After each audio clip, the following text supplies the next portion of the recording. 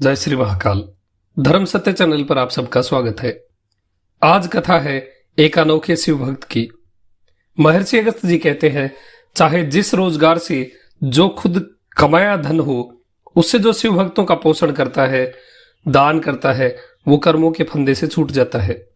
चाहे हर जगह घूमता रहे, इधर उधर खा ले, गलत काम भी कर ले, न छोड़ने लायक कर्म छोड़ दे, लेकिन यदि भगवान के भक्तों की सेवा करता रहे तो पापों से छूट जाता है। क्षीरिणी नाम की एक नदी है, स्वच्छ जल उसमें हमेशा बहता रहता है। उसके दोनों तटों पर पेड़ हमेशा फल फूल से लदे रहते हैं। उसी नदी के तट पर अरण्य नाम का एक नगर है। वहां एक शुद्ध रहता था जो शिव भक्तों का अनन्य सेवक था। वो अपना धन शिव भक्तों की इच्छाएं पूरी करने में खर्च करता था। भक्तों का इष्ट सिद्ध करने में उसे जितना प्रेम था, उतना अपने प्राणों से भी प्रेम नहीं था।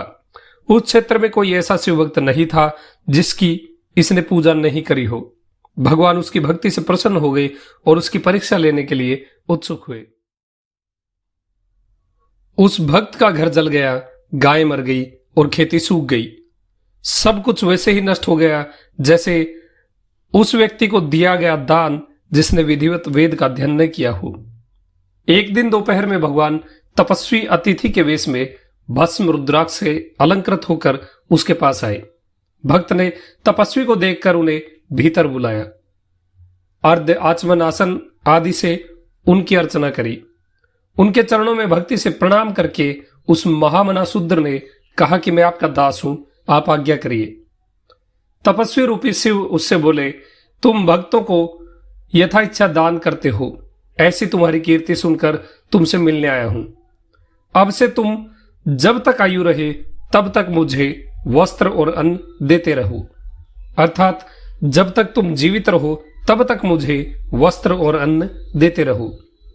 तपस्वी को वहीं बैठा कर भक्त अंदर गया और पत्नी से कहने लगा कि अन्न धन से रहित मेरे घर तपस्वी आया है, हमें रहने को छप्पर भी नहीं बचा है, क्या करूं?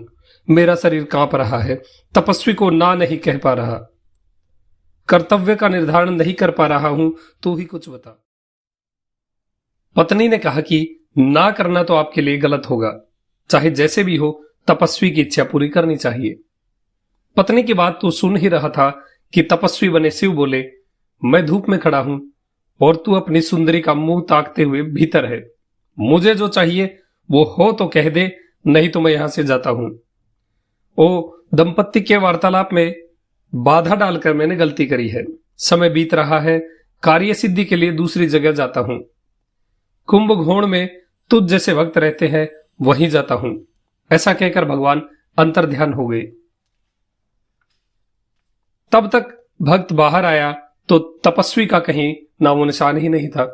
उसे आश्चर्य भी हुआ और बहुत दुख भी हुआ। उसने मान लिया कि तपस्वी भगवान ही थे। उसने सुना था कुंभघोण जाता हूं, इसलिए वो भी उसी समय कुंभघोण की ओर चल दिया। वहां पहुंचकर भक्त मंदिर में 7 दिन तक भूखा बैठा रहा। भगवान ने सपने में उससे कहा, तू यहीं रह, चाहे जिस तरह हो, आने वाले भक्तों का पोषण कर। वो उठकर बैठ गया।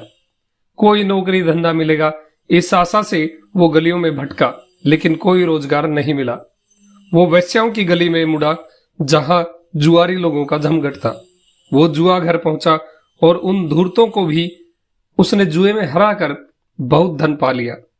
उसने रोज का यही कार्य शुरू कर दिया और शिव को प्रसन्न करने के लिए प्रतिदिन वो सारा धन शिव भक्तों की सेवा में खर्च करने लगा। इसी से उसे पूरा संतोष था।